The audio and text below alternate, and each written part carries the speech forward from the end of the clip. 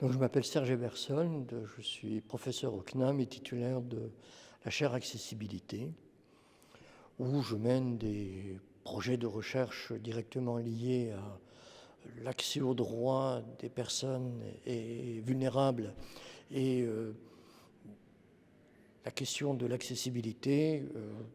Je dirige aussi des diplômes tournés vers une ingénierie de l'accessibilité soutenant l'accès aux droits des personnes vulnérables. L'intervention d'aujourd'hui, j'ai essayé de mettre en perspective ou mettre en relation la question du droit à l'autonomie de vie et celle de l'accessibilité. Pourquoi ? Parce que le droit à l'autonomie de vie est un droit humain.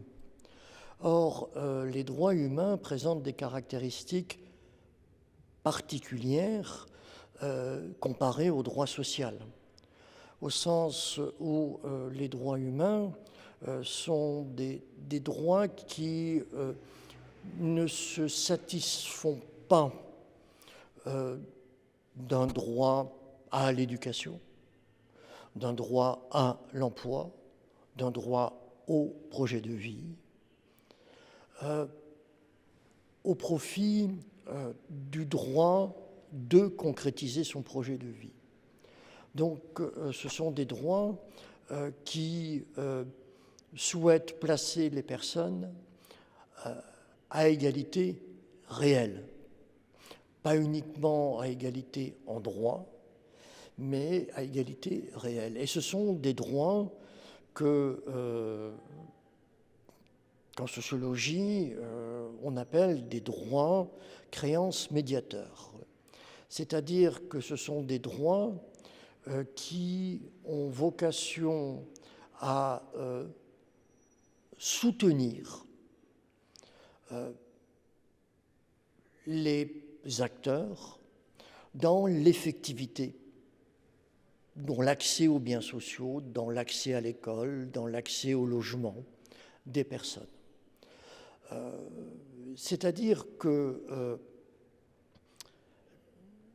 ils se veulent être un moyen à partir duquel les personnes concernées, les professionnels, les administrations, produisent du droit en le concrétisant. C'est-à-dire que c'est un droit qui n'est pas porté par l'État social, c'est un droit qui ne demande pas d'être reconnu officiellement handicapé, pauvre, chômeur pour s'exercer.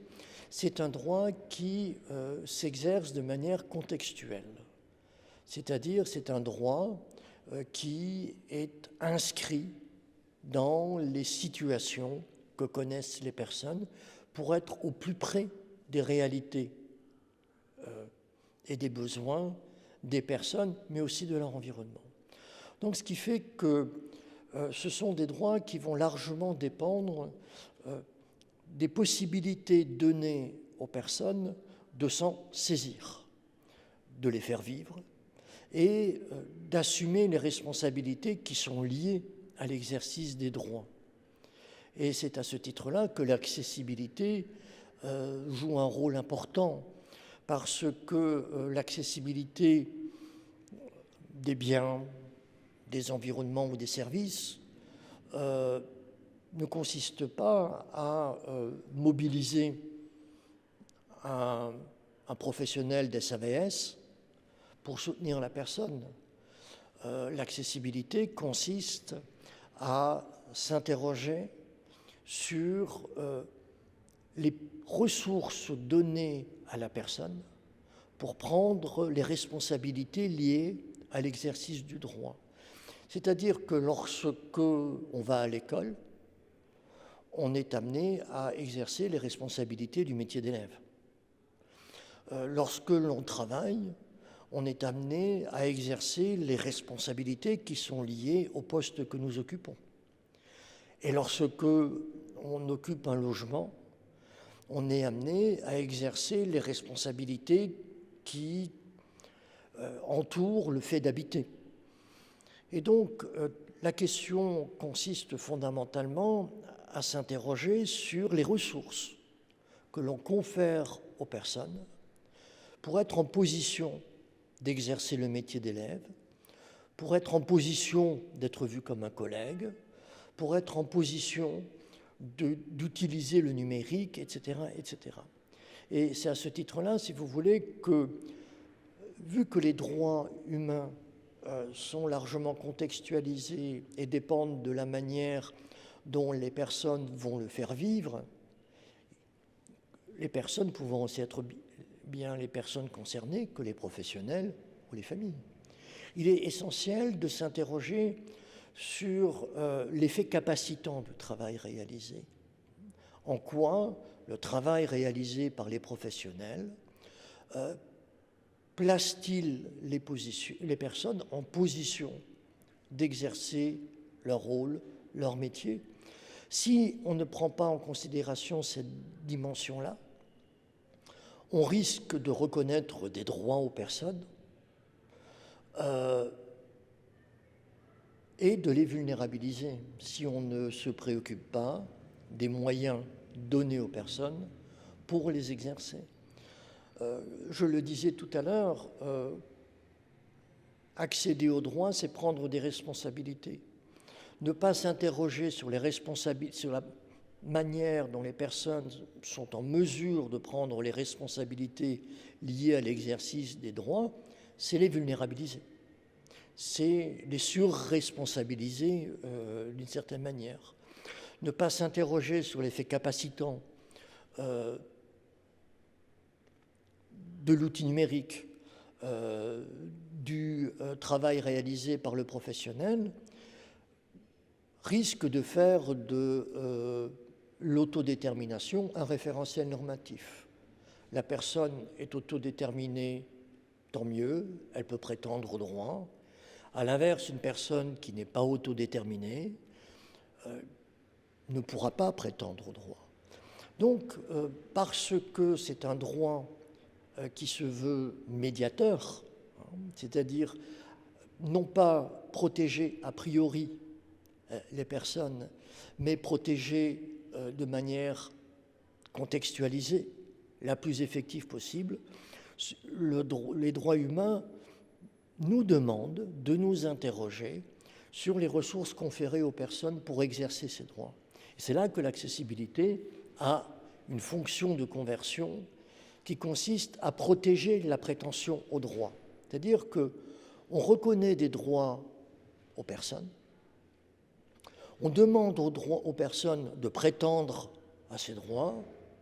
L'enjeu est que ces droits n'apparaissent pas comme prétentieux. Donc ça, c'est une première chose. L'autre chose, c'est que les droits humains ou l'exercice des droits humains ne sont pas statiques, puisque les droits humains se concrétisent de manière contextualisée. Ils constituent simultanément une expérience et une attente, à savoir que la manière dont les droits vont se concrétiser aujourd'hui ne sera pas forcément celle dont ils se concrétiseront demain. Et c'est à ce titre-là que c'est des droits qui sont en devenir. Ils protègent dans la durée. Et c'est là que c'est là qu'il y a une dimension supplémentaire, me semble-t-il, puisque cela revient à penser la personne comme un sujet de droit en devenir. Et cela nous demande de penser l'effectivité des droits de manière dynamique.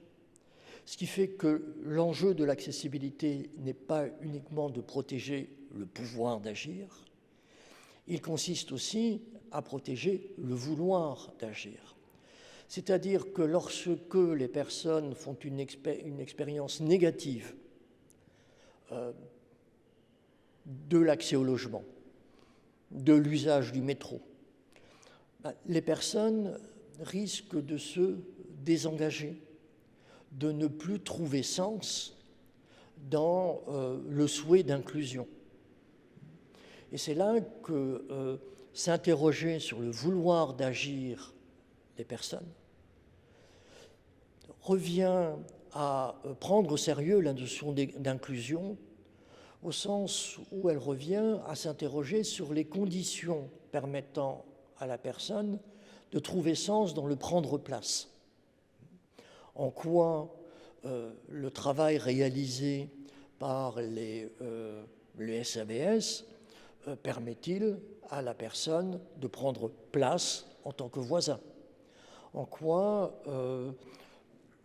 les ressources allouées aux personnes permettent-elles ou leur permettent-elles de prendre place dans la cité?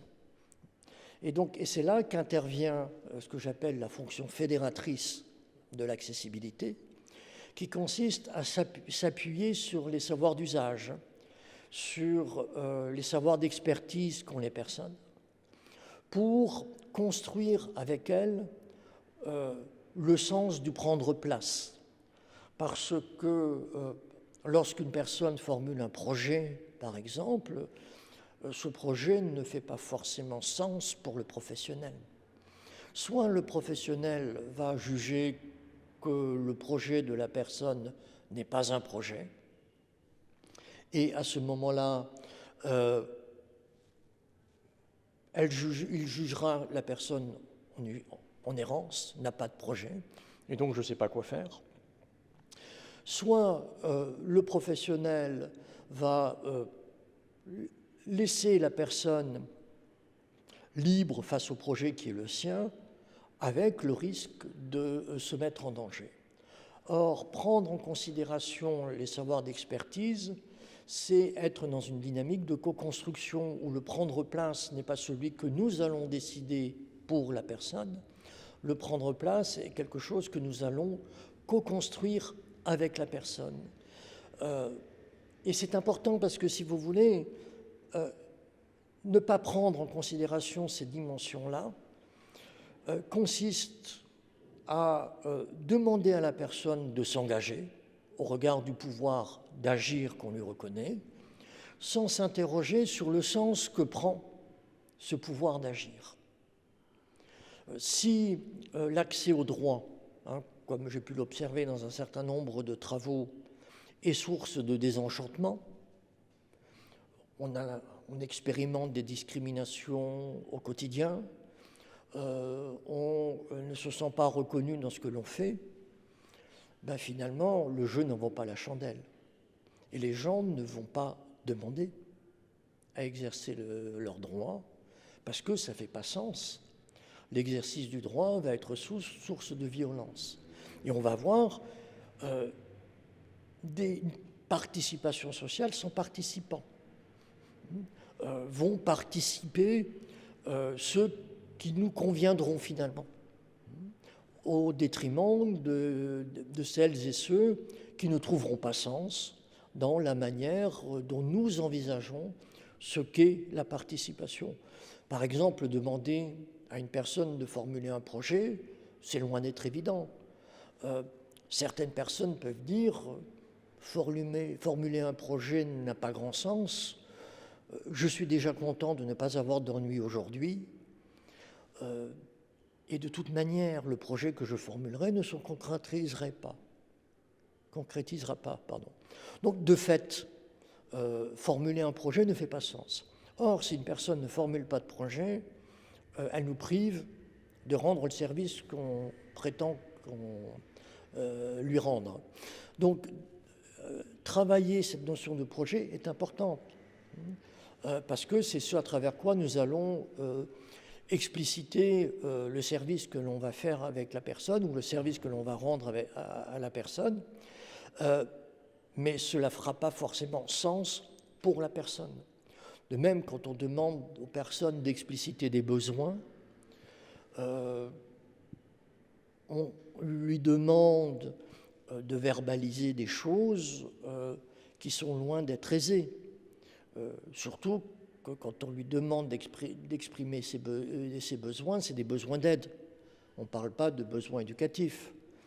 On ne parle pas de besoin de reconnaissance, on parle de besoin d'aide ou d'une prestation de service. Donc là aussi, la personne risque de se voir imposer un certain nombre d'exigences qui contreviennent, si vous voulez, à l'effectivité des droits. Enfin, si vous voulez, vu que le droit est contextuel, il est inscrit dans les contextes, il va dépendre de la manière dont on va le faire vivre.